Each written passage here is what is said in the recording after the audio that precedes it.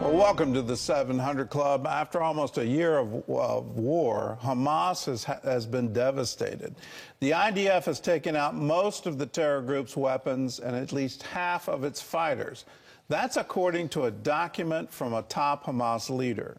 This news comes as Israelis joined Americans in remembering 9/11 and the dangers both countries face from radical Islam.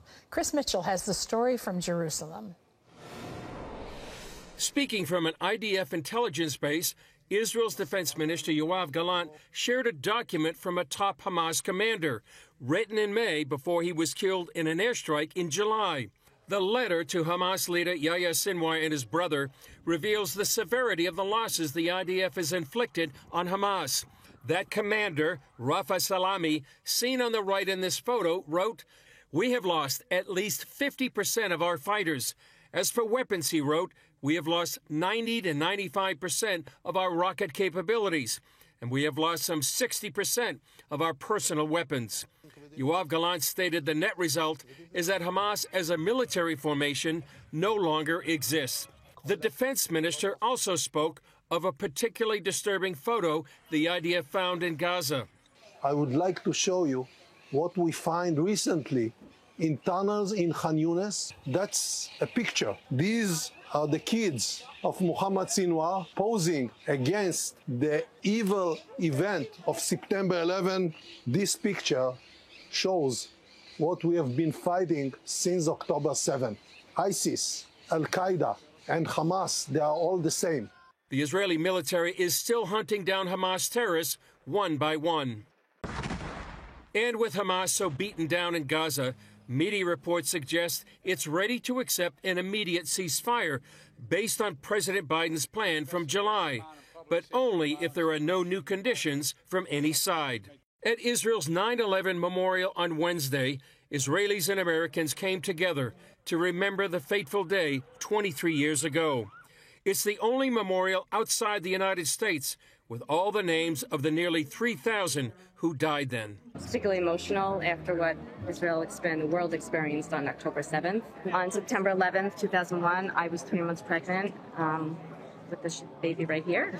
Jewish commentator Hillel Fuld sees a profound connection between 9/11 and October 7th and the bond between Israel and America. And unfortunately, that bond has only become stronger for the past 11 months when we experienced our own 9/11. And on the one hand, you feel like this day is so special, maybe we should just not make that comparison, but you can't not make that comparison, primarily because it's the same people who perpetrated it, and it's the global plague of radical Islam. Fuld says this threat is worldwide.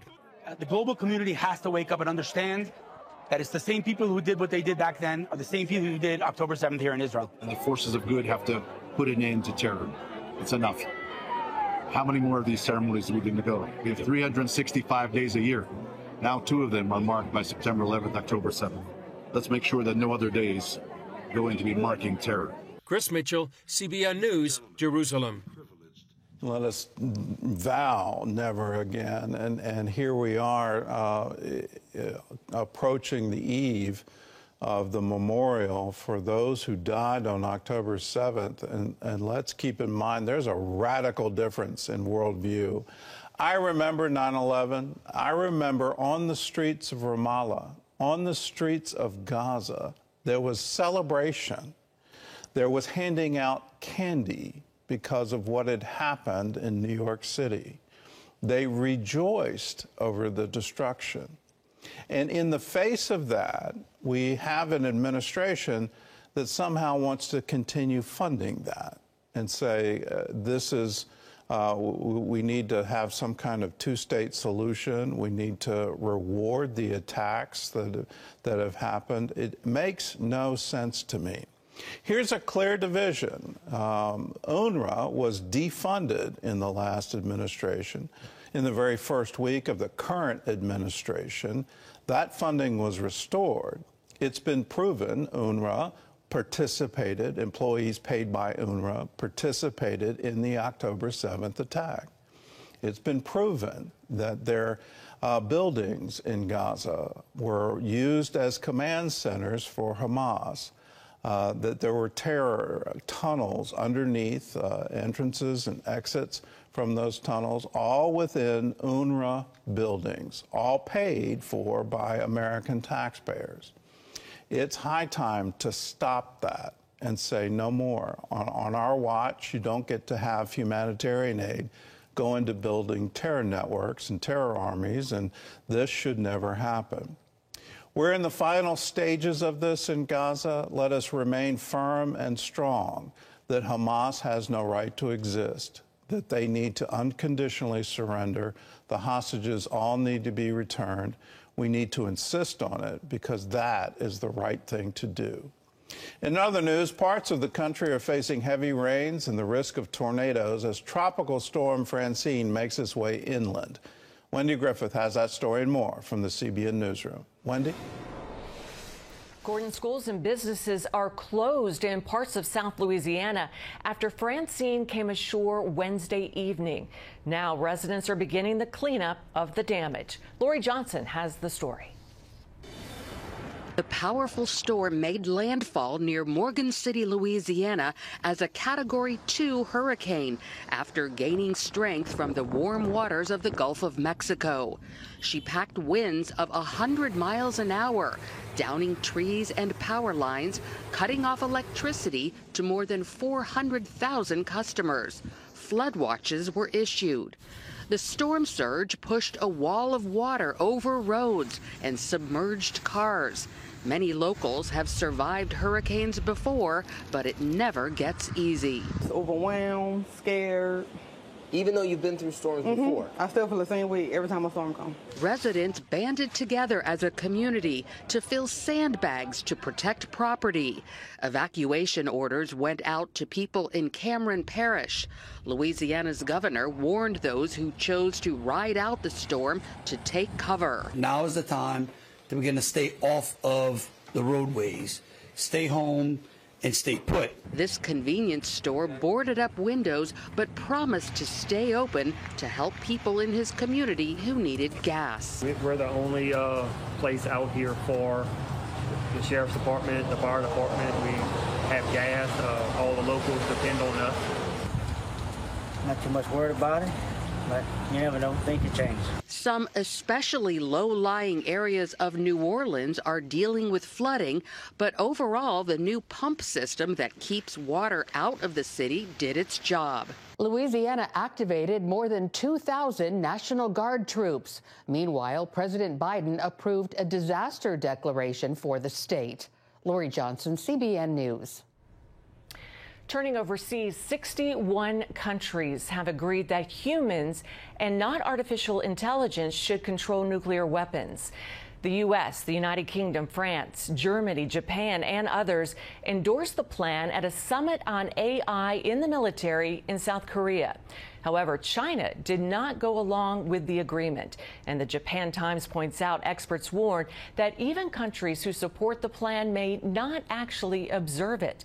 Not only is it non-binding, but AI could provide major military advantages, all of which means computers could be making decisions on nuclear weapons in the future. Well, a new U.S. nuclear plan is in place designed to focus on China's rapid nuclear expansion and account for growing global threats.